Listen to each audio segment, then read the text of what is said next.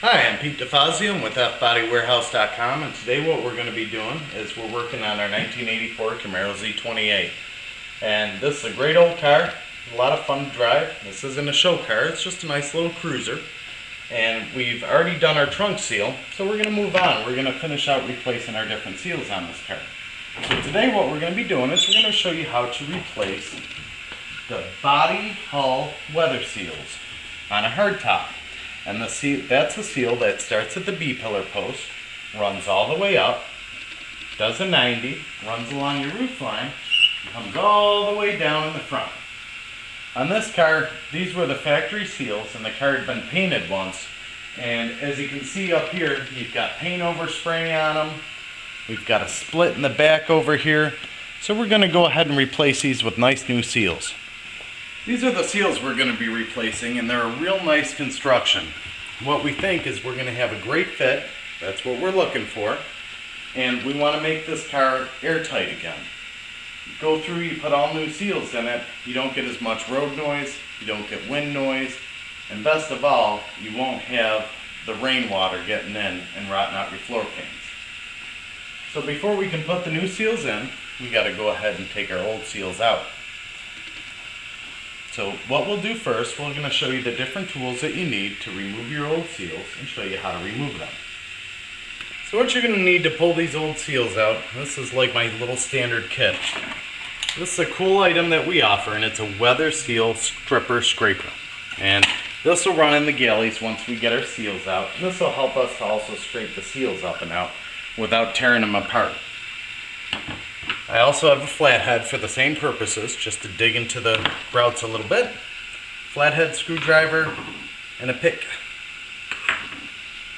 I also got clean rag and some cleaner, because we're going to want to clean everything before we go and put our new seal in it. And these seals are old, so what you can see, you have a mounting point right here and a mounting point right here. And there's a little clip, a little plastic clip that sits in there. Now you can use the pick to break those loose and pop them off. Oops, holy crow. You get in there and just pry out on them, like so. And then I'm going to slowly pull. Now these seals have never been out of this car, and one thing that I really want to stress here is note how much Weatherseal adhesive was used on this car. They had a tiny dab there, a tiny dab along here. And what I'm trying to stress to you is, man, you don't gotta go crazy with your Weatherseal adhesive. Little bit works. They've got some up in this corner. And all I'm doing, I'm working it loose with my other hand on the back side. Slowly pull until that elbow breaks free.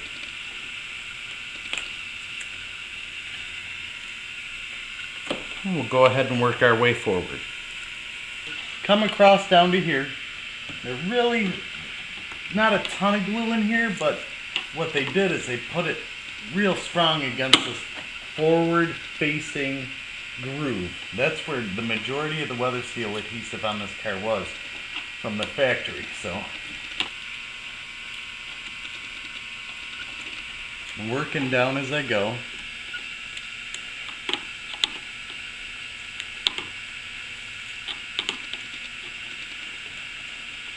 And as you can see, the seal is ripping on me, so I'm having to tear off sections and work along. If that happens, don't worry about it. It's just going to take you a little longer is all. You just want to get that galley totally cleaned out prior to putting your new seal in. And it's whatever you're comfortable with. If you like using the scraping tool and you're comfortable with it, you can use that. You can use a screwdriver. You can even get in there and use a pick. That's why I keep all those tools with me. It's nice to have a little arsenal of hardware as you go along here. And we're going to continue peeling and scraping out till we get to this front forward facing ball. Alright, we're working on these body hull seals on this 84 Z28. And we have our Weatherseal out of the channel all the way through. We've got our galleys clean. Now what we're going to be doing is we're going to go ahead, get this ready, we're going to pop our new seal in. Now, what you get is you get obviously your Weatherseal, and then you're also going to get these little push tabs with your order that you can use to install them, or you can use these small bolts. Now the push tabs are nice, that's what GM used. I myself, I kind of like these bolts, so we're going to be installing some bolts. And where these install is on the ends here. There's a couple little screws that secure them, right there and right there. So we need the push tabs. If you're going to use bolts, you're going to need that, the bolts, and then obviously the corresponding socket. The other thing is we're going to be using today the 3M Super Weatherseal adhesive. This is the Weatherseal gasket glue that we always use here at F-Body Warehouse.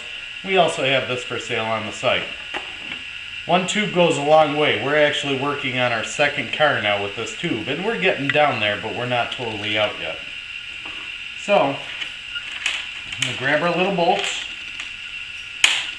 I'm going to grab our socket, our glue, and our seal. We're going to head back to work here. When you're going to put these seals in, on the channels, what you have is you have a groove that sits on the outside and then a secondary groove that sits on the inside, flush down against. On the seal, what you're going to see is you have a groove and on the outer and a groove on the inner.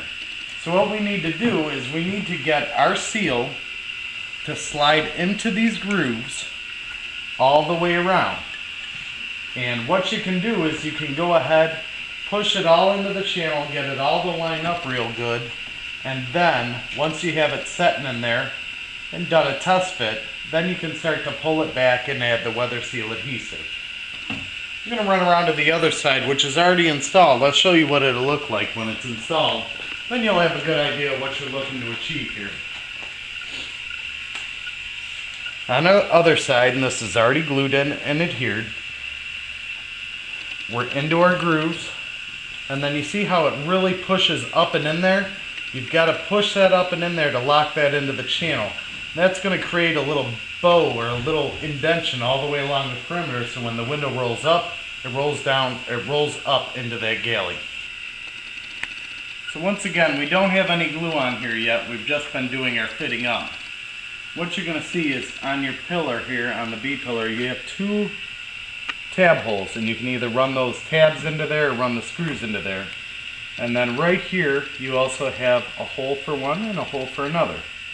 So what we're going to do, I'm going to lay a dab of Weatherseal adhesive in here, similar to what the factory did, and then I'm going to run my bolts in there and torque it down. Then I'll come all the way back out of the galley, all the way down, and I'll start to lay my Weatherseal adhesive as I go up and around. When you're putting this in, you don't need to put an absolute ton. And the one thing you do want to be sure is you don't get any that is going to be seen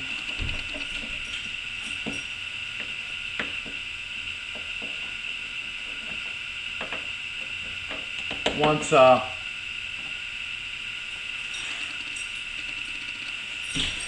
the seal's in place. Alright, so I've got this glued down, I've got this laid in place, and you're going to get push tabs. Like I said, we like to use bolts. So you're going to line them up to the hole.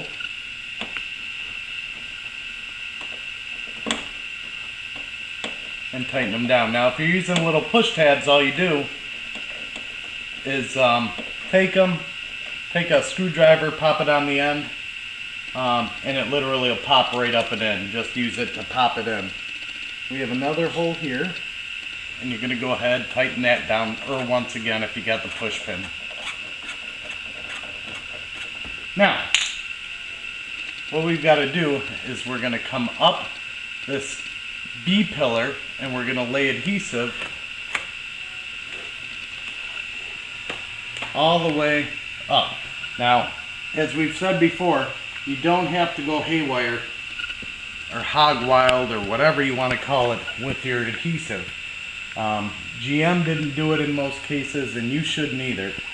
And the reason I say that is 20 years from now, it doesn't take a lot to get it to stick. But 20 years from now, the next person restoring your car is going to have to take these seals out. And you just don't want to make it an absolute bear for the next guy.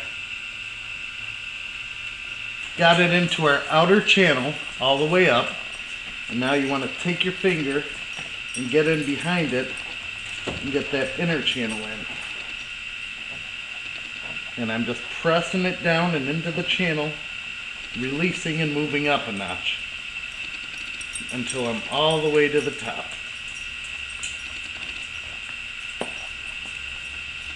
You'll feel it kind of snap in. This right here is a great indicator. You see right here how you see it? That's what we're tucking in. You just take it, work it in with your fingers, like so. Now we're going to lay our adhesive coming across the top. What I'm going to do, I got some painter's tape here. This is nice. I use painter's tape, and the reason I do is it's not going to damage your paint at all. And what I'm going to do, I'm just going to roll it onto here, like so. That's going to hold it up into place. And then as we come across here and get this tucked in with our glue, I'm going to put another piece here, another piece here. What it'll do is just prevent it from possibly popping out as I'm working it in along. So we have our tape up and in. I'm going to go ahead and lay my thin bead. I'm going to run it across to here. I'm going to hit from here to here. And once again, as always, you don't need to go hog wild. In fact, this car had very, very little. So that's what we're putting back there. It's not a ton. You're going to take this, and as you go, I'm putting a little bit of back pressure. See how it pushes it up and on? Let me go ahead and start working it in. Adding a little bit of back pressure. See, the back pressure, what it does is it pushes that way on it. And by doing that, it makes it so it doesn't have a loose spot, so it doesn't sag anywhere. Okay. Now we're right up to the end here. So while I tuck this in real good, I'm going to lay another piece right here. And that's going to keep it from dropping on the A-pillar. Just little things that help you as you go along make a world of difference. And then what we're doing, you're going to push from the bottom up and in till it gets into that channel like you want. And then we'll go back through and push at the top the same way.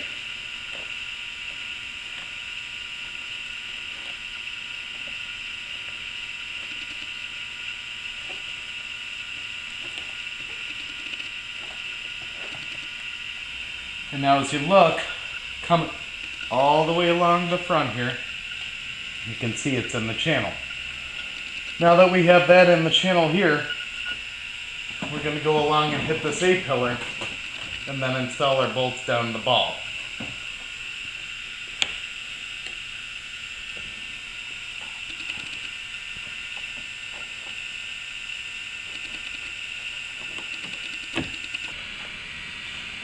Just rocking it back and forth till it gets in there.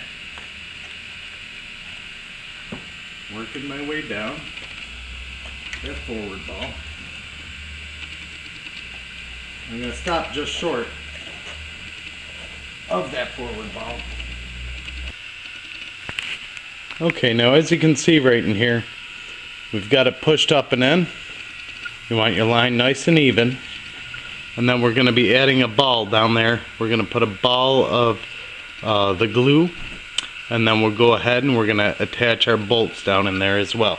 Put some glue down at the ball. We've got our bolts in. We're going to go ahead, we're going to pull gently our tape back off. And it's important that you, like I said, have this nice and tucked up and in all the way down so it's nice and even.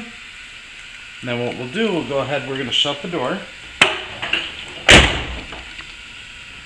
I'm going to go into the car, I'm going to roll the window all the way up, and we're going to let it sit like that for 24 to 48 hours. What that'll do is it'll allow the window to create the crease for the body, the proper body gap. And it's also going to allow the seal to compress some, which is what we want.